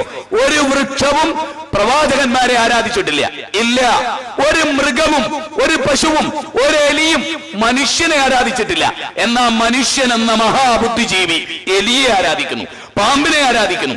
ഒരു പാമ്പും ഇന്ന് വരെ മനുഷ്യനെ ആരാധിക്കാൻ ഒരു ദേവാലയം ഉണ്ടാക്കിയിട്ടില്ല. പാമ്പിനാണോ മഹത്വം? മനുഷ്യനാണോ? ഇത് ഇസ്ലാം വേർതിരിച്ചു. ഇസ്ലാം കൃത്യമായിട്ട് പറഞ്ഞു മനുഷ്യനാണ് പ്രധാനം, പാമ്പിനല്ല. അല്ല, പാമ്പ് മനുഷ്യന് വേണ്ടി, മനുഷ്യൻ പാമ്പിന് വേണ്ടി എന്നാണ് സിദ്ധാന്തം ഇവിടെ. അതല്ല ഇസ്ലാം. ഇസ്ലാം പറയുന്നത് ഖലഖലക്കും മാ ഫിൽ അർളി ജമീഅ, ലോകത്തുള്ള മുഴുവൻ വസ്തുക്കളും മനുഷ്യർക്ക് വേണ്ടി. കണ്ടോ? ഭൂമിയിലുള്ളതെല്ലാം മനുഷ്യർക്ക് വേണ്ടി സൃഷ്ടിക്കപ്പെട്ടു. ഇസ്ലാമിന്റെ ഉജ്ജ്വലമായ, അതുകൊണ്ട് തന്നെ പശു മനുഷ്യനേക്കാൾ പ്രധാനമല്ല. ഇനി നിങ്ങൾക്ക് ഞാനിത് പറയുമ്പോ നിങ്ങൾക്ക് ശരിക്കും മനസ്സിലാക്കാൻ പറയാം. ഹരിയാനയിലെ ഒരു ജില്ലയിൽ 5 ദലിതരെ ചുട്ടുകൊന്നു. 5 ദലിതരെ ചുട്ടിട്ടങ്ങോട്ട് കൊന്നു. ആര്? സവർണ സംഘ് പരിവാരങ്ങൾ ചുട്ടിട്ട് കൊന്നു 5 ദലിതരെ. എന്തിനാ കൊന്നതെന്നറിയോ? അതാണ് നിങ്ങൾ മനസ്സിലാക്കേണ്ടത്. അവിടെയാണ് എന്താണ് മതം, എന്താണ് മാനവികത, എന്താണ് കൃത്യമായ ദൈവിക മതം. 5 ദലിതരെ കൊന്നത് എന്തിനാണെന്നറിയണ്ടേ? അത് കേട്ടാ നിങ്ങൾ ഞെട്ടിപ്പോവും. അപ്പോഴാണ് മതം എന്ത്, മതഭ്രാന്ത് എന്ത് എന്ന് നിങ്ങൾക്ക് മനസ്സിലാകുക. സവർണ സംഘ് പരിവാരങ്ങൾക്ക് മതഭ്രാന്താണ്. മുസ്ലിം ഭീകരവാദികളും തീവ്രവാദികളും എന്ന് പറയുന്നവർക്ക് മതമല്ല, മതഭ്രാന്താണ്. മനസ്സിലാക്കണം. മതഭ്രാന്ത് മതം അംഗീകരിച്ചിട്ടില്ല. അതെന്താ? ഈ 5 ദലിതരെ എങ്ങനെ കൊന്നത്? ചുട്ടുകൊന്നു. എന്തിനാ കൊന്നത് അതറിയണ്ടേ? ഒരു പശു ചത്തു ആ നാട്ടിൽ. ഇതൊക്കെ പത്രത്തിൽ നമ്മൾ വായിച്ച. ഒരു പശു ചത്തു. ആ പശുവിനെ, ചത്ത പശുവിന്റെ തൊലി ഉരിഞ്ഞു 5 ദലിതര്. എന്തിന്? പട്ടിണി അടക്കാൻ. പശു ഏതായാലും ചത്തു. അതിനെ കുഴി വെട്ടി കുഴിച്ചു മൂടുമ്പോ ഈ തൊലി മണ്ണിന്റെ ഭാഗം ഒരു പ്രയോജനമില്ല. അതുകൊണ്ട് ആ തൊലി ഉരിയതിനു ശേഷം ബാക്കി കബറടക്കാം എന്ന് ആര് തീരുമാനിച്ചു? 5 ദലിതർ. ഈ തൊലി കൊണ്ടുപോയി മാർക്കറ്റിൽ വിറ്റാ കിട്ടുന്ന തുക കൊണ്ട് മനുഷ്യന്റെ പശിയടക്കാം എന്ന് മാത്രം വിചാരിച്ച 5 ദലിതർ ഒരു പശുവിന്റെ തൊലി ഉരിഞ്ഞു എന്ന് പറഞ്ഞിട്ടാണ് 5 മനുഷ്യ ജീവനെ കൊന്നത്. ഞാൻ പറയുന്നത് സംഘപരിവാരത്തെ സംബന്ധിച്ചിടത്തോളം പൂച്ചക്കും എലിക്കും പശുവിനും പന്നിക്കുള്ള പ്രാധാന്യം മനുഷ്യനില്ല. ക്ഷമിക്കണം, മനുഷ്യനില്ല. ഇത് മതമല്ല, ഇത് മതമല്ല, ഇത് ഹിന്ദുക്കളുടെ പ്രശ്നമല്ല, ഇതൊരു ഹിന്ദുവിന്റെ പ്രശ്നമല്ല, ഇത് മനുഷ്യർ കൈകാര്യം ചെയ്യേണ്ട ഒരു വിഷയം. ഏത്? കേവലം മനുഷ്യന് വേണ്ടി സൃഷ്ടിക്കപ്പെട്ട പശുവിന്റെ പേരിൽ മനുഷ്യരെ കൊല്ലുക. അപ്പൊ മനുഷ്യന്റെ സ്ഥാനം എന്താ? ആ വിശ്വാസി സമൂഹത്തിന് അവർ പ്രചരിപ്പിക്കുന്ന മനുഷ്യന്റെ മൂല്യം എന്താ? മനുഷ്യനെ കൊല്ല കുഴപ്പമില്ല, പശുവിനെ തുടരുത്. ഇതെന്ത് സിദ്ധാന്തമാണ്? ഇത് മനുഷ്യർ വിലയിരുത്തണം എന്നാ പറയുന്നത്. ഇത് വർഗീയത പറയല്ല, വർഗീയ ഭ്രാന്ത് പിടിച്ചവരെ ബോധവൽക്കരിക്കുക കേട്ടോ. എന്റെ പ്രസംഗം വർഗീയതയായിട്ട് കാണുന്നവൻ പിന്നെ ലോകത്ത് വർഗീയത എന്ന് പറഞ്ഞവന് മനസ്സിലായിട്ടുണ്ടാവില്ല. അത് അടിസ്ഥാനപരമായി മനസ്സിലാക്കണം. ഏത്? ഒരു പശുവിന്റെ പേരറിഞ്ഞ് മനുഷ്യ തമ്മിൽ കത്തിയോണ്ട് കുത്തുന്ന ഒരു വ്യവസ്ഥ, അതിനെതിരെ ചികിത്സിക്കാൻ. അല്ലാതെ പശുവിനെ ആരാധിക്കാൻ ഹിന്ദു മതം പറഞ്ഞിട്ടില്ല. ഇല്ല, ഋഗ്വേദത്തിലില്ല, സാമവേദത്തിലില്ല, അഥർവവേദത്തിലില്ല, യജുർവേദത്തിലില്ല, 108 സുപ്രധാനമായ ഉപനിഷത്തിലില്ല. ഇല്ല, അതിലേറെ ശ്രദ്ധേയമായ സവിശേഷമായ ഉജ്ജ്വലമായ ദശോപനിഷത്തി എന്ന് പറഞ്ഞ് ഈശാവാശോപനിഷത്തിലോ ബൃഹദാരണ്യോപനിഷത്തിലോ മുണ്ടകോപനിഷത്തിലോ കടോപനിഷത്തിലോ കേനോപനിഷത്തിലോ ശേത്രോപനിഷത്തിലോ ഒന്നും ഈ പരാമർശമില്ല. മറിച്ച് എന്തേ ഉള്ളൂ? സാക്ഷാൽ അള്ളാഹുവിനെ ആരാധിക്കണം എന്നാണ് വേദങ്ങൾ പറഞ്ഞത്. അതുകൊണ്ട് നമുക്കെല്ലാവർക്കും ഇങ്ങനെ പറയാം. എന്താ അത്? നിങ്ങൾക്കറിയാലോ, ഒരു ചിങ്ങമാസത്തിലെ അർദ്ധരാത്രിയിൽ ദേവകിയുടെ 8ാമത്തെ പുത്രനായിട്ടാണ് ശ്രീകൃഷ്ണൻ ജനിച്ചത്. ഒന്ന് മനസ്സിലാക്കി നോക്കിയേ, ആ പരാമർശം തന്നെ ഒന്ന് ചിന്തിച്ചേ. ദേവകിയുടെ 8ാമത്തെ പുത്രനായി ഒരു ചിങ്ങമാസത്തിലെ അർദ്ധരാത്രിയിൽ ശ്രീകൃഷ്ണൻ ജനിച്ചു എന്ന് പറഞ്ഞതിന്റെ അർത്ഥം എന്താ?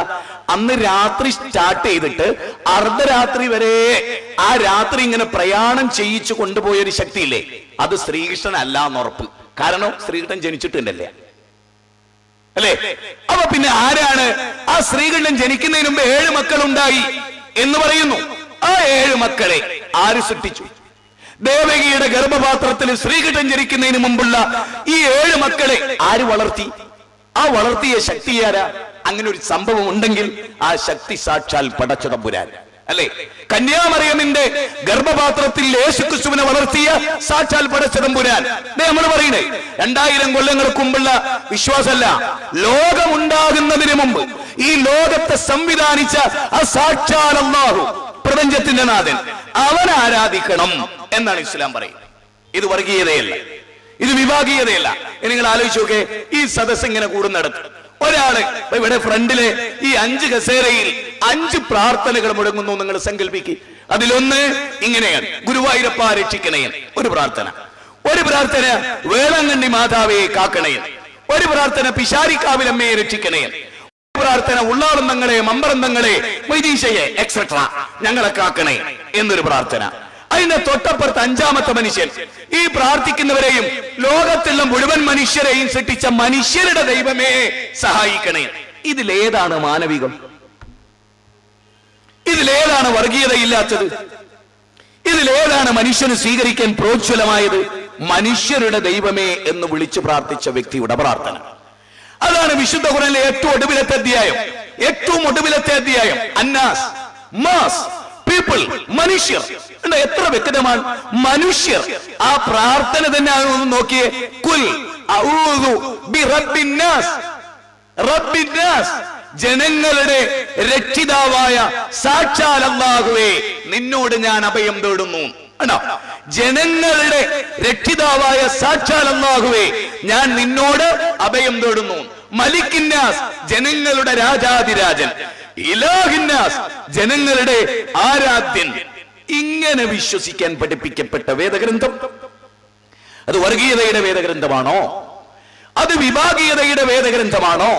ആലോചിച്ച് നോക്കിയേ. അത് വർഗീയത പ്രചരിപ്പിച്ച ഗ്രന്ഥമല്ല വിശുദ്ധ ഖുർആൻ. ഇനി നിങ്ങൾക്കത് മനസ്സിലാകണമെങ്കിൽ ഞാൻ പറയാം. നിങ്ങൾ നോക്കി, എന്റെ പൊന്നു മക്കളെ എന്ന് 5 മക്കളുള്ള ഒരമ്മ സ്നേഹത്തോടെ 5 മക്കളെയും ഒന്നിച്ചു വിളിക്കും. എങ്കിൽ അതിലെന്തെങ്കിലും ഒരു പ്രശ്നമുണ്ടോ? ഇല്ല. എന്റെ പൊന്നുമോനായ മാധവ എന്ന് മാത്രം അമ്മ 5 മക്കളിൽ 4 ആളെ വേർതിരിച്ചു വിളിക്കുന്നുവെങ്കിൽ ആ 4 മക്കൾ 5-ാമനിൽ നിന്ന് വേർപെട്ടു നിൽക്കുന്നു. അവർക്കിടയിൽ പ്രശ്നങ്ങൾ അതിന്റെ തുടക്കം കുറിക്കുന്നു. അല്ലേ? സർവരാജ്യ തൊഴിലാളികളെ സംഘടിക്കൂ എന്നൊരു മുദ്രാവാക്യം, അത് വർഗീയതയുടെ മുദ്രാവാക്യമാണ്, വിഭാഗീയതയുടെ മുദ്രാവാക്യമാണ്. ആർക്കെതിരെ? സർവരാജ്യ തൊഴിലാളികളെ സംഘടിക്കൂ. ആർക്കെതിരെ? സർവരാജ്യ മുതലാളിമാർക്കെതിരെ. സർവരാജ്യ മുതലാളിമാരെ സംഘടിക്കൂ. വിശ്വ ഹിന്ദുക്കളെ നിങ്ങൾ സംഘടിക്കൂ. വിശ്വ മുസ്ലിങ്ങളെ നിങ്ങൾ സംഘടിക്കൂ. ഇതെല്ലാം വർഗീയതയുടെ മുദ്രാവാക്യമാണ്. അവിടെ ഖുർആൻ വിളിച്ചത് എങ്ങനെ? അല്ലയോ യാ അയ്യുഹന്നാസ്, അല്ലയോ മനുഷ്യ മക്കളെ. ഈ വിളിക്ക് ചെവി കൊടുക്കേണ്ടതില്ലേ? ഇതാണ് എന്റെ ചോദ്യം. നടുവട്ടത്തിന്റെ പ്രസംഗം കേൾക്കുന്ന ഈ മനുഷ്യ മക്കളോട് ഞാൻ ചോദിക്കുന്നു, ദൈവം നമ്മളെ വിളിക്കുന്നു മനുഷ്യരെ, ആ വിളി നമുക്ക് കേട്ടൂടെ? ഒരു ഭാഗത്ത് ഹിന്ദുക്കളെ വരൂ മുസ്ലിങ്ങൾക്കെതിരെ, മുസ്ലിങ്ങളെ വരൂ ഹൈന്ദവർക്കെതിരെ എന്ന മുദ്രാവാക്യം കേൾക്കുന്നിടത്ത് സകല മനുഷ്യരെ വരൂ നമുക്കൊന്നിക്കാം എന്നൊരു ശബ്ദം കേട്ടാൽ ഏത് ശബ്ദത്തിന് പ്രാധാന്യം? അതാണ് പ്രധാനം. ഈ സബ്ജക്ട് നിങ്ങൾ ഒരിക്കലും മറക്കരുത്. ഇത് ഇതൊരു രാഷ്ട്രീയ വോട്ട് പിടുത്തത്തിന്റെ ചരിത്രമല്ല. ഇത് കോൺഗ്രസ് കമ്മ്യൂണിസ്റ്റ് അങ്ങോട്ടും ഇങ്ങോട്ടും പറയുന്ന വർത്താനല്ല. ഇത് മതത്തിന്റെ സാക്ഷാൽ സ്രോതസ്സിൽ നിന്നുള്ള പ്രഖ്യാപനമാണ്. ഞാൻ എന്ന വ്യക്തിയെയും ഇത് സംഘടിപ്പിച്ച സംഘടനയും ഒക്കെ നിങ്ങൾ മറന്നോളി. പക്ഷേ ഈ വിഷയത്തെ ഒരിക്കലും നിങ്ങൾ മറക്കരുത്. ഇതിന്റെ മെമ്പറാകാൻ നിങ്ങൾ ആരെയും ഞങ്ങൾ ക്ഷണിക്കില്ല. മറിച്ച് ഈ ആദർശം അനുസരിച്ച് ഏത് ചെറ്റക്കുടിൽ നിങ്ങൾ ജീവിച്ചാലും നിങ്ങൾ രക്ഷപ്പെടുമെന്നാണ് ഞങ്ങൾ പറയുന്നത്. നിങ്ങൾ ഏത് കുടുംബത്തിലാണെങ്കിലും ഈ പറഞ്ഞ ആദർശം അനുസരിച്ച് നിങ്ങൾ ജീവിച്ചാൽ നിങ്ങൾ രക്ഷപ്പെടും. ഇനി വിശുദ്ധ ഖുർആൻ മനുഷ്യരെ വിളിക്കുന്ന ഏതാനും സൂക്തം നിങ്ങൾ നോക്ക്. ഖുർആനിലെ 2-ാം അധ്യായം 21-ാമത്തെ വചനം, യാ അയ്യുഹന്നാസ്, അല്ലയോ മനുഷ്യരെ. കണ്ടോ? അല്ലയോ മനുഷ്യരെ, വഅബ്ദു റബ്ബക്കുമുല്ലദീ ഖലഖക്കും വല്ലദീന മിൻ ഖബ്ലിക്കും. മനുഷ്യരെ, നിങ്ങളെ സൃഷ്ടിച്ച ദൈവത്തെ ആരാധിക്കുക. ശ്രീരാമനാണോ ഹിന്ദുക്കളെ സൃഷ്ടിച്ചത്? ആണോ? ഗുരുവായൂരപ്പനാണോ ഹിന്ദുക്കളെ സൃഷ്ടിച്ചത്? ആണോ? ഞാൻ എത്രയോ ഹിന്ദു സഹോദരങ്ങളോട് ചോദിച്ചു, ആരാ ഈ ഗുരുവായൂരപ്പൻ? എന്നാ അതിന്റെ ഐതിഹ്യം കേട്ടു, അച്ഛനും അമ്മയും കേട്ടു, പറഞ്ഞു. ആർക്കും അറിയില്ല. ഇന്നത്തെ തലമുറയിലെ ഏതെങ്കിലും ഒരു വ്യക്തിക്ക് അതിന്റെ ചരിത്രം അറിയുമോ? ദൈവമാകാൻ മാത്രം എന്ത് യോഗ്യതയാണ് ഉണ്ടായിരുന്നത്? നമുക്കറിയില്ല. ഉള്ളാളങ്ങളും ഭീമാ പള്ളി ഉമ്മിച്ചയും ഒക്കെ മുസ്ലിം സമൂഹത്തിൽ ആരാധിക്കപ്പെടുന്ന കഥാപാത്രങ്ങളാണ്. സഹോദരികളെ, എന്താ അവരുടെ മേന്മ? ആരാധിക്കപ്പെടുന്നിടത്തേക്ക് പ്രവാചകന്മാർക്ക് പോലും സ്ഥാനമില്ല ഇസ്ലാമിൽ. നിങ്ങൾ കൃത്യമായി മനസ്സിലാക്കണം. സൃഷ്ടി വേറെ, സൃഷ്ടാവ് വേറെ. ഒരു സൃഷ്ടിക്കും സൃഷ്ടാവിന്റെ കഴിവ് നൽകപ്പെട്ടിട്ടില്ല. ഇല്ല. അത് നിങ്ങൾ ശരിക്കും മനസ്സിലാക്കണം. മരണത്തിന് വിധേയനാകുന്ന ഒരു സൃഷ്ടി, ആ സൃഷ്ടി ആരാധിക്കപ്പെട്ടുകൂടാ എന്ന് കൃത്യമായി വേദഗ്രന്ഥം മനുഷ്യരെ പഠിപ്പിക്കാൻ. നമുക്ക് ഈ സാക്ഷാൽ അല്ലാഹുവിനെ, സകല മനുഷ്യരെയും സൃഷ്ടിച്ച, സകല ലോകങ്ങളെയും സംവിധാനിച്ച, 14 ലോകങ്ങളെയും അണ്ഡകടാഹങ്ങളെയും സംവിധാനിച്ച സാക്ഷാൽ ലോകത്തിന്റെ സൃഷ്ടാവിനെ ആരാധിക്കാനാണ് മാനവകുലത്തോട് മതം ആവശ്യപ്പെട്ടിട്ടുള്ളത്. ഈ ഒരു ബോധം നമുക്കുണ്ടാവണം. മതം എന്താ ആവശ്യപ്പെട്ടിട്ടുള്ളത്? മതം ആവശ്യപ്പെട്ടിട്ടുള്ളത് മാനവ സമൂഹത്തോട് അവരെ സൃഷ്ടിച്ച സൃഷ്ടാവിനെ തിരിച്ചറിയുക എന്നുള്ളതാണ്. ഈ ഒരു ബോധത്തിലേക്കാണ് മതം മനുഷ്യനെ നയിച്ചിട്ടുള്ളത്. അപ്പോ ഒന്നാമത്തെ കാര്യം, ഇസ്ലാം ലാ ഇലാഹ ഇല്ലല്ലാഹ് എന്ന് പറയുമ്പോൾ അതിന്റെ അർത്ഥം ആരാധിക്കപ്പെടാൻ അർഹനായി അല്ലാഹുവല്ലാതെ വേറെ ഒരാളും ഇല്ല എന്നുള്ളതാണ് ഇസ്ലാം പറയുന്ന ഏറ്റവും പ്രധാനമായ കാര്യം. എന്തുകൊണ്ട് അല്ലാഹുവിനെ മാത്രം ആരാധിക്കണം എന്ന് ഇസ്ലാം പറയുന്നത്? അല്ലാഹു മാത്രമാണ് ആരാധനക്ക് അർഹൻ എന്നുള്ളതാണ്. ഈ ഒരു പോയിന്റിലേക്കാണ് ലോകത്തെ സമാധാനം ഉണ്ടാകാൻ ഏറ്റവും പ്രധാനമായ കാര്യം. അതാണ്. ഞാൻ ഉദാഹരണം പറയാം.